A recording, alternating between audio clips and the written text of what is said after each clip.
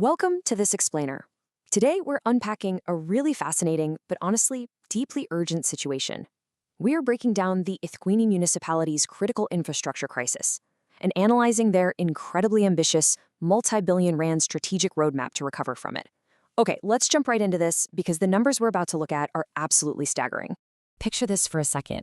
Imagine putting in a routine request for basic sanitation for your home today and being told, sure thing, but you might have to wait up to 148 years for that to be fulfilled. No way, right? You'd think that's an exaggeration or some sort of theoretical worst-case model, but it's not. This is the startling reality and the ticking time bomb facing the city of eThekwini today. Section 1. A multi-generational challenge. To understand exactly how a modern city even arrives at this point, we have to look at the core of eThekwini's development hurdles, which the municipality itself defines as a triple challenge of inequality, unemployment, and poverty. What's truly striking about their integrated development plan is the blunt admission of scale.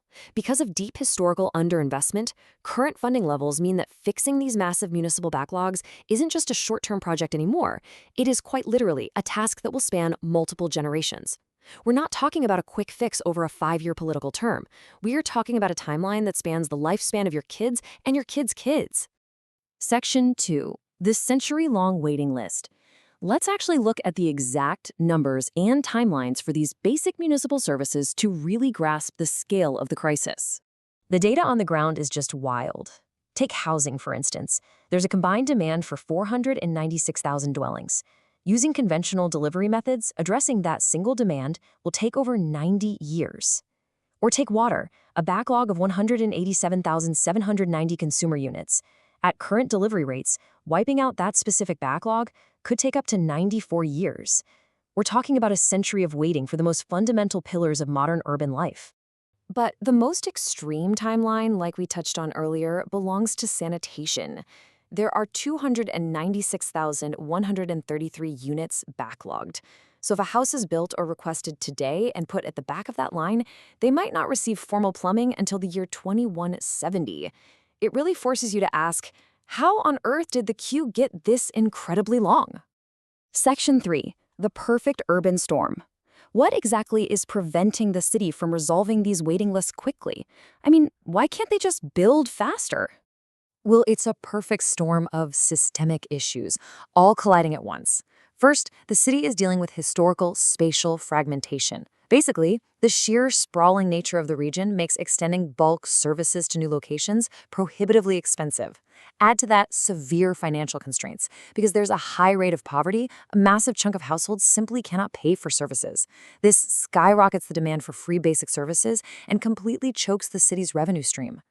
And just when the system is stretched to its absolute limit, unpredictable climate events strike, specifically the massive April 2022 floods. These floods caused immense devastation to an already aging water, electricity, and sanitation network. As a result, eThekwini was forced to divert crucial capital. Money earmarked for new delivery, money meant to reduce those massive wait lists, had to be instantly redirected into emergency repairs just to keep the existing system from totally collapsing. On top of all that, we have to look at massive demographic shifts, specifically a phenomenon called peri-urbanization. Rapid migration is transforming rural and peripheral areas into super-dense peri-urban zones. This is dangerously overloading infrastructure that was originally designed decades ago for minimal, low-density use. It's literally like trying to run a major highway's worth of traffic down a quiet country lane. It inevitably breaks down. Section 4. The Strategic Recovery Plan. Faced with these compounding fractures, how does a municipality even begin to dig its way out of a multi-generational hole? Well, they're shifting their entire strategy to defuse this infrastructure time bomb through data-driven asset management.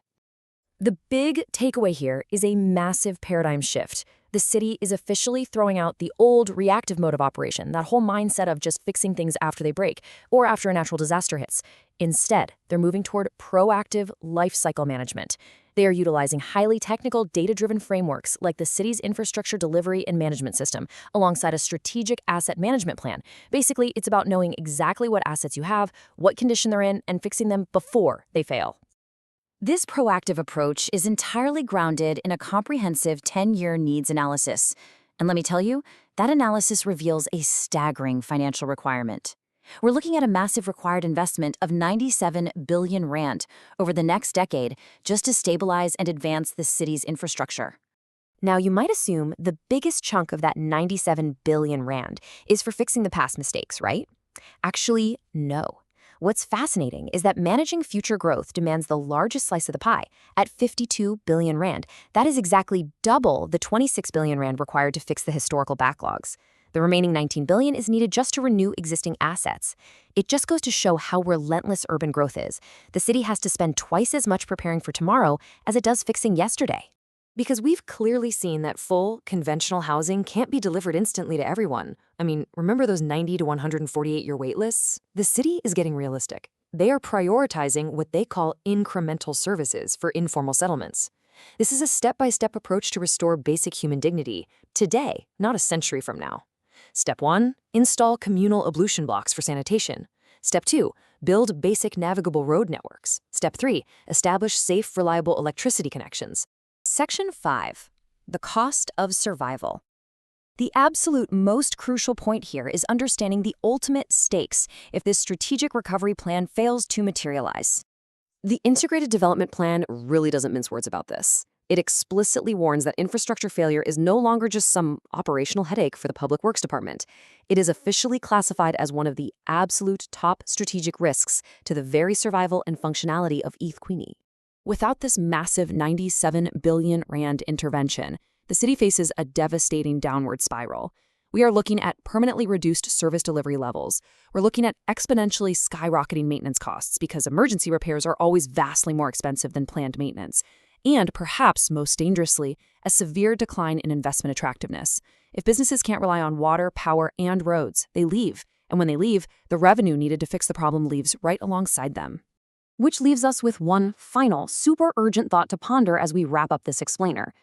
As climate change unleashes more unpredictable disasters and rapid urbanization pushes city borders to their absolute limits, can any major urban center actually survive a 100-year wait to secure its own foundations? It is truly a race against time, data, and demographics. Thanks so much for joining me today, and keep questioning the structures that support the world around you.